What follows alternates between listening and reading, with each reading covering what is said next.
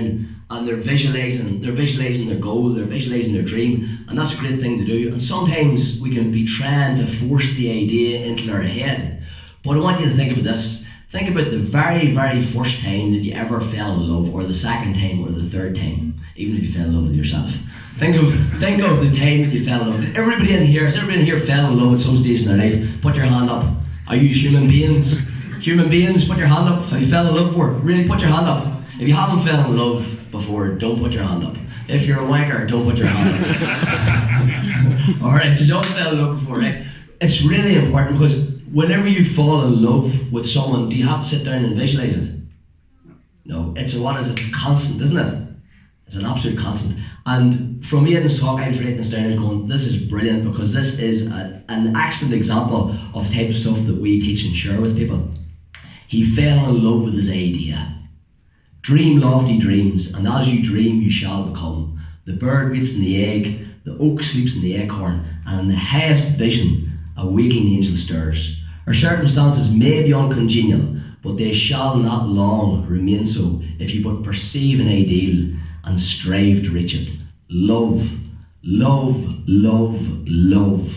Whatever it is that you would love to do, whatever it is that you would love to see happen, whatever it is that you would love to create, fall in love with it and allow yourself to go with your heart.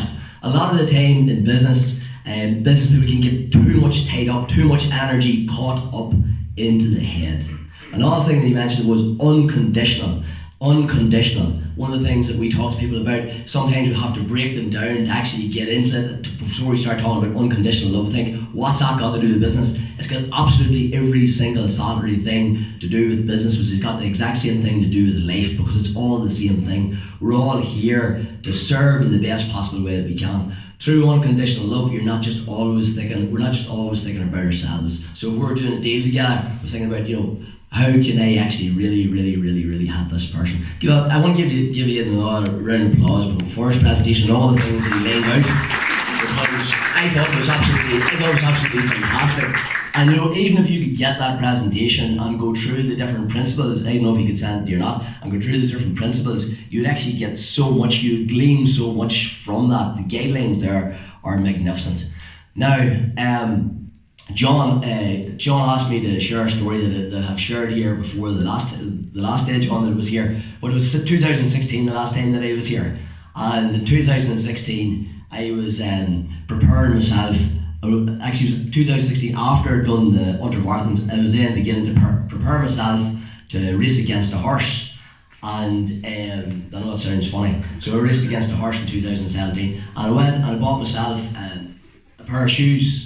So I bought these shoes here, and I bought them. My feet are about 8.5. Whenever I run, they can expand to about the size 9, But I bought a pair of size 10, boots. And the reason I bought a pair of size 10 boots was because I was giving my feet an opportunity to expand, an opportunity to grow, because I knew it would be a long run. It was for a 24-hour run. But cut a long story short with this, I ended up getting these shoes, ended up selling for 18,500 euros, and we ended up raising lots and lots of money for orphan children in Belarus and also children in Africa and stuff. I can remember, like many of you guys here, I've been in business a long time, and you fall in love with the idea at the beginning, you've got the passion, you've got the energy, you've got the focus, you're going for it, you're loving it, you're doing your thing, you're making ground, you know what I mean? In the beginning it's a little bit quieter, and then you're getting busier and busier and busier and busier, and you just keep playing your faith till it. And then after a while what happens is you've got loads and loads of stuff to do, don't you? And what the biggest thing is, and the biggest thing that knocks us off course when we're on our way, is the stress factor, isn't it? The stress factor. But really, it's only really business people that get stressed, isn't it? Isn't it? Is it true? No, definitely not. Really, stress, another word for stress is fear, isn't it? Really, when you break it down, it's fear. A fear of things not working out, fear of things not happening, fear of what it all happens to fall apart again. And this is where really the work that we do really comes into play, because what we help people do is take back control of their emotional state of mind, take back control of their mind, so they have the ability to focus the ability to pour their energy into where they want to pour their energy into, the ability to get back onto the horse quicker and faster. And we also teach them communication. One of the things that Aidan as well, Sharon as well too, was about communication, keeping those lanes open. Because oftentimes said we can get locked into our mind and locked into our head. So, does anybody in here want to get out of their head? Do they? Let me see your hands. Want to get out of your head? Yeah? Right, good stuff. Happy days. To want to get out of your head and into your heart. So, we do a thing, it's called the, let me see, is this travel, John? So, we do a thing called the Morning Miracle Makeover, right? And it's a very simple 30-minute routine. I'll not take 30 minutes, don't worry, John, on the clock on here. 30-minute routine, right? And it helps you have the absolute very, very, very best day. Did anyone ever teach you how to wake up in the mornings? No. We all went to school. These are the type of things that didn't teach you in school or teach you at home. So who would like to learn how to wake up in the morning so you've got loads of energy to pour towards whatever you want poured throughout the day? Let me show you on. So you don't put your hand up. Right, okay. So the very first thing is I want you to stand up really quick because I need a little bit of energy into the room here, okay? Energy is very important. So, how do you create more energy? Quantum physics is one of the things that we would use a lot into it, right? And the reason that I was able to run 100 marathons in 100 days, 60 marathons, 100 marathons in 60 days, and race against a horse and all those things was because I was working with lots of people for many, many years, helping them to achieve their dreams and helping them to access their energy levels and then showing them how to direct that energy towards whatever worthy ideal they had, whatever it was that they fell in love with, actually really showing them that. How important is it in your business to have you totally there, to have your focus totally on what you're doing and loving what you're doing? Can I have a yes or yes if it is important? Yes. Absolutely, totally important. Yes. Now, I want you to note in your mind right now just a number between, say, 1 and 100 where your energy levels are at. But 1 to 100 where your energy levels are at. Have you got that number, yeah? Yeah? Okay, now this will only work if you do it. Can everybody see me at the back? Right here, you ready? Okay, so we're going to do some bunny hops. Are you ready? You ready? 1, 2, 3, bunny hops. Up, up, up. You're right, good bunny hoppers up in Newry, you heard this? Say yes? Yes. Say yes? Yes. Alright, okay. Now, notice as your energy levels increase a little bit. Okay, so stay up. Somebody's going to return to the chair. Now this time I want you to do the bunny hops and I want you to jump up and down, okay? So this is a bit of yes energy, alright? You ready? So we're going to say yes and we're also going to use our hand. Now, do you know the way you can break man-made laws? You can break man-made laws, yeah? So you can drive down the road 100 miles an hour, not get caught and you get away with it. You can't beat universal laws. Universal laws. And you know what the number one universal law is? Maybe drink there, James.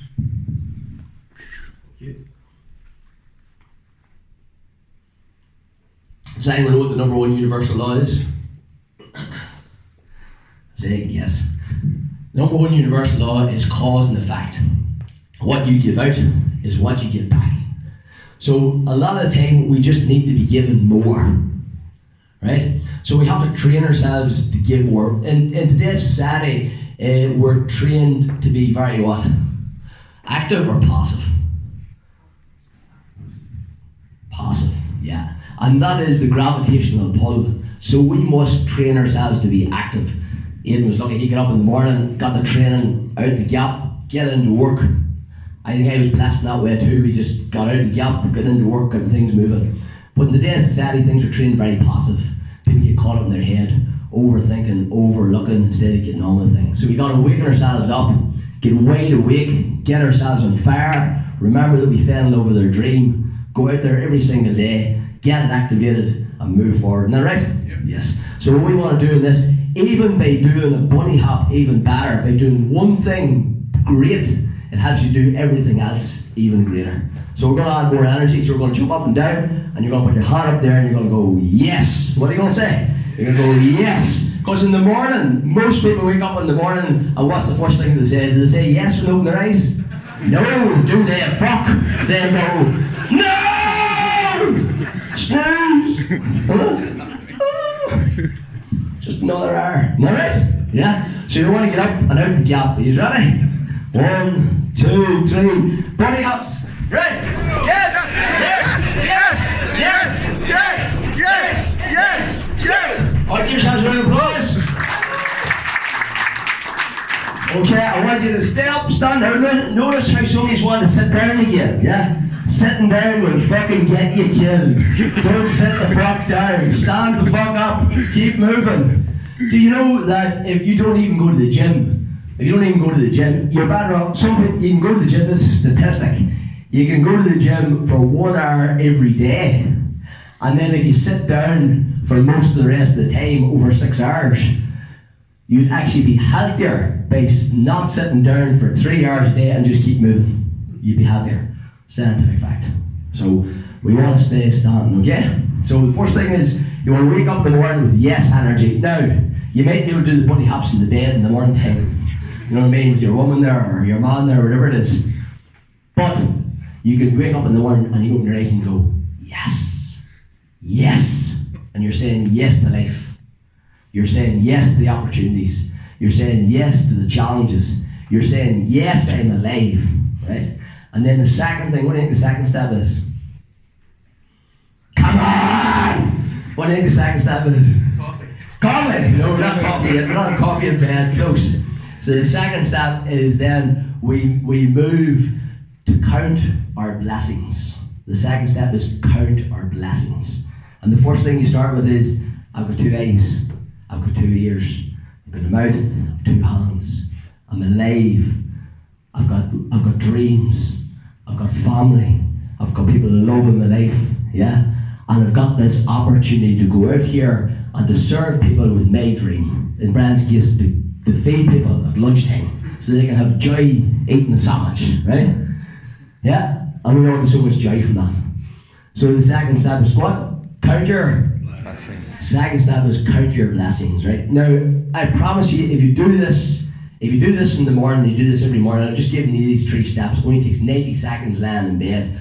What happens is it activates your energy and it helps you access your energy immediately first thing in the morning. As I said to you, most people first thing in the morning, they get up and they're saying no. And then it's no, no, no, no, no. And all of their energy is getting tied up in the things that they're complaining about, the things that they're blaming about, the things that they're giving excuses about. And really what happens is, that's them saying, I don't really have any responsibility in this. But we all want to do better in life and we all want to do better in this world. And then more power comes to you when you take on more responsibility. With great power comes great responsibility. But with great responsibility comes great power. So the very first thing we got to manage is we've got to manage our own state of being. So after we move from the step of counting our blessings, then we just move on. Any guess what the next step is? Well, I can change the step around there. And the next step is see your day. So then you're lying in bed still and you've got your eyes closed. You see your day. You see yourself going through your day. You see yourself having a good day. You see yourself facing the challenges. You see yourself, no matter what's going on, that you're happy, that you could just spring in your step, that you're energized, and that you're ready to go. You know that? As you see your day like that, you are actually deciding how you're going to be throughout that day. Because it never really matters. Like, a lot of us in here have been through the recession and all those things, yeah? And we got through it and it was tough times. But it never really matters about the circumstances. What really matters is what we decide that means and what we decide what we're actually going to do with that, you know? We run retreats in Ireland and we run retreats in different places over the world, and we bring in people who want to lead more, you know, who want to make a difference, who want to serve better. And we have them with their businesses, within their businesses and within their lives, so they can be better people. And they're therefore, because they're better people, then they realise all of the wonderful things that they have in their life, all of the opportunities that they have in their life. And then they always want to join us on our various different missions. around the world to give back to other people. Myself and James are on this mission to help business owners, to help leaders, to bring them forward so they can have more joy, have more fun, have more money in their lives, so then we've got more to give and more to share with other people in the world. Because most of our challenges and problems are first world problems, and sometimes we can forget that, you know what I mean? Like, so we want to remember it. John, I'll tell this story then, okay? So it was the first day, I'd run 100 marathons, 100 days, 2015, and this is the first day of running 600 marathons in 60 days. I was outside the house, I was at the cattle grid, there was loads of people around, there was media there and different celebrities there, all the schools around Armagh were out to join me out in this run, the whole way along it. And they were expecting big things of me because I ride around 100 marathons, 100 days. I went out to start that run. It was a 40-mile run. It was 40 miles a day that was run the entire way around Ireland, through every major town, every city, every county several times, in one continuous road the whole way around Ireland, and then zigzagging all the way back up the top. And finished with a 57-mile run from Drogheda back to Armagh on the last day. Dream lofty dreams, and as you dream, you shall become. This is something that I never thought that I would do. I don't consider myself as a runner. But when the idea fell into my mind and then fell into my heart, I had only one decision really to make. And whenever you boil it down to the very, very butt of things, you only really have one decision to make. And that decision is yes or no. And as you decide it, so it shall become. Yes or no. Sometimes in the beginning you can think it's easier to say yes, but what happens as we go along the road, sometimes we begin to say no more. So remember to train yourself to say yes. So there I was anyway in the cattle grid to start off, and I ran through Armagh, and all the school kids running after me, and loads of people running beside me. And it was a beautiful day. It ended up 26 degrees. We keep running all the way and come up the back roads running up through to Newry. And I can remember when I came into Newry, just outside 5 Ways to B&Q, there was this lady that joined in running with me, and she was in front of me. And she was about 5 stone overweight. And I thought to myself, fair play to this lady, she's out and she's giving it on this day, and this really, really hot day. And I said to myself, you know what, I'm going to run up here and catch up with this lady. Couldn't catch up with her. Couldn't get near her. Nowhere near her. Because about 5 miles previous to that, I had stopped outside, I think it was Kingsman, I had stopped outside there for a piss. That's what we call it in our part of the country. I'm sure you do too. For a piss. And I'd pissed before, if you know what I mean, like yourselves on the side of the ditch. But I'd never pissed like this before. And I stood there and I pissed, and it was blood came out of me. And it wasn't just like, a wee bit of a red tingy blood. It was a full piss of dark red blood. You know when somebody punches you in the nose? I don't know if you've ever been punched in the nose. If you haven't, might want to try the experience. Punched in the nose, and it was like just a full dark piss of red blood. And tell you what, that was a serious shock to me. It was May 27. I had still a journey of 2,400 and something odd mile to do. And you can imagine that a little bit of anxiety and a little bit of panic set in, because it did. Now, I had the good wisdom not to share my challenge at that time, because I didn't want to share it on to other people who would then panic and then reiterate it. And I understood that this was something that I had to do. I knew I had to do this because I had been asking and I had been praying and I had been wanting something to do that I could help more, that I could give back more, and that I could make a difference in this world. Because whenever the recession came, I went through a very, very challenging time with lots of things. I had a lot of investment properties in America, and a lot of stuff in England, and a lot of stuff in Spain and all over the world. So I got hit on a lot of different levels, and a lot of us can resonate and know what that's like. And for many years, it felt that, I was just always thinking about my own problems, my own challenges, my own things. And I actually get fucking sick listening to myself. Do you know what I mean? So I was praying and I was asking God to deliver something to me that would help me to help more people and help make a greater difference. and, you know, give back and do more. I always like to give back, but I wanted to give more. And sometimes it's just by giving more that everything else works. So I knew that the idea was right. The long and the short was, I pissed blood for 6 days. I vomited, I puked up for 8 days, and I couldn't keep any food down. I still had to run 40 mile every day.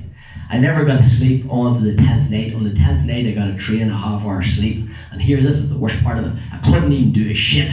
I couldn't shit for 10 days. You know what I mean? Like, imagine that there, like, right? Count your blessings every time you do one. Woo! Thank God for that, right? So, I was going through this pain, these waves of pain and these waves of pleasure, and my mind became really, really clear because all of the sugar and all of the toxins and all of the chemicals became burned out of my body. But at the same time as I was travelling there, I was like, how am I still doing this? Because if you read in books, it wouldn't be humanly possible. Don't believe everything you read in books.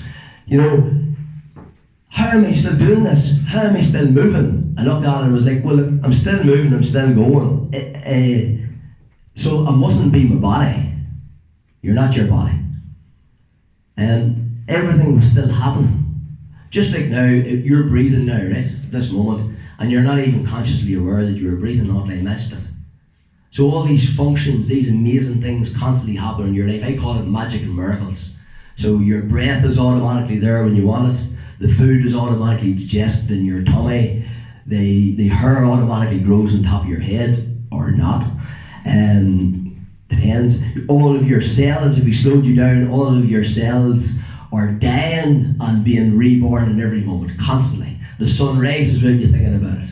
The sea moves without you thinking about it. And all the people that are in your life, the people that you love, the people that you work with in your business, everybody, all of these people, all of these things are all gifts, and all of these things have been given to every single solitary one of us.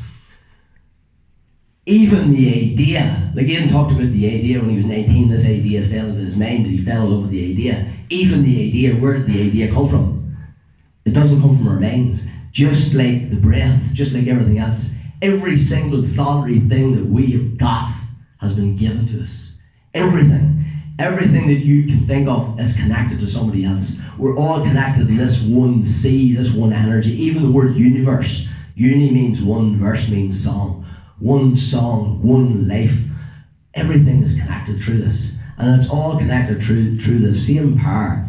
Now, this energy flows to and through you constantly, and you did not do anything to earn it whatsoever. But then sometimes when it comes to the dreams and the big goals that we get and the big ideas, we think, you know, could it really happen? Oh, will it really happen? I don't know if it'll happen. And sometimes it can get difficult and challenging and we can give up on it. But what I'd say is the idea and the dream, just like the breath, is given to you. It's a gift. And we must fall in love with that gift and fall in love with that idea.